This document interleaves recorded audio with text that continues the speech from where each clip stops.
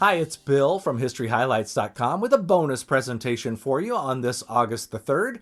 The Library of Congress had another great feature connecting today to Calvin Coolidge, so I thought I'd share that one with you as well. Calvin Coolidge took the presidential oath of office on August the 3rd of 1923, after the unexpected death in office of President Warren Harding. The new president inherited an administration plagued and discredited by corruption scandals. In the 2 remaining years of this term, Coolidge, long recognized for his own frugality and moderation, worked to restore the administration's image and regain the public's trust.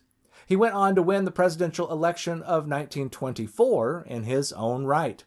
President Calvin Coolidge once said, "After all, the chief business of the American people is business." Coolidge believed that government should interfere as little as possible with business and industry. His administration supported tax reductions for United States businesses, as well as high protective tariffs in support of United States goods, which were being produced in greater quantities than ever before. Technological and managerial innovations, improvements in the methods of production, and growing distribution networks made consumer items more generally available. Many Americans purchased cars and radios, vacuum cleaners, and washing machines, taking advantage of increasingly obtainable consumer credit. Some groups did not participate fully in the emergent consumer economy, notably both African American and white farmers, as well as immigrants. While 1/5 of the American population made their living on the land, rural poverty was widespread. Despite agricultural overproduction and successive attempts in Congress to provide relief, the agricultural economy of the 1920s experienced an ongoing depression.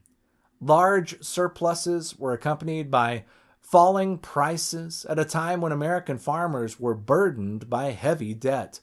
Between 1920 and 1932, 1 in 4 farms was sold to meet financial obligations, and many farmers migrated to urban areas. Restrictive immigration laws, aided by a resurgence of nativism in America in the 1920s, contributed to an atmosphere hostile to immigrants. The Emergency Quota Act of 1921 discriminated against the immigrants from Southern and Eastern Europe.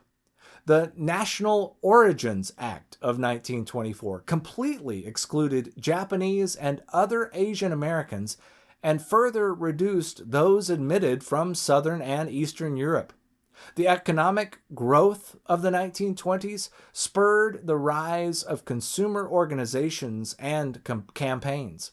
Some, such as the Truth in Advertising movement, which pursued ethics and self-regulation in advertising, were industry-based.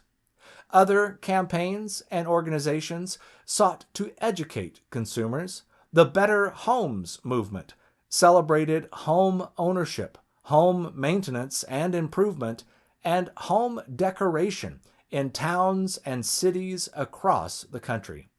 The thrift movement sought to teach children and citizens how to save and spend wisely. Lastly, there were campaigns such as the Playground movement, which began in response to popular anxieties about material excess, misuse of leisure time, and the loss of traditional values. The Library of Congress collection, called Prosperity and Thrift, the Coolidge Era and the Consumer Economy, 1921 to 1929, it contains a wide variety of materials related to the Coolidge presidency and the decade's consumer culture. Lots to learn and experience. Library of Congress website, and of course I recommend our own HistoryHighlights.com website with all kinds of ebooks, audiobooks, paperback books, video presentations to keep you occupied and entertained, and you know what? You might even learn something along the way.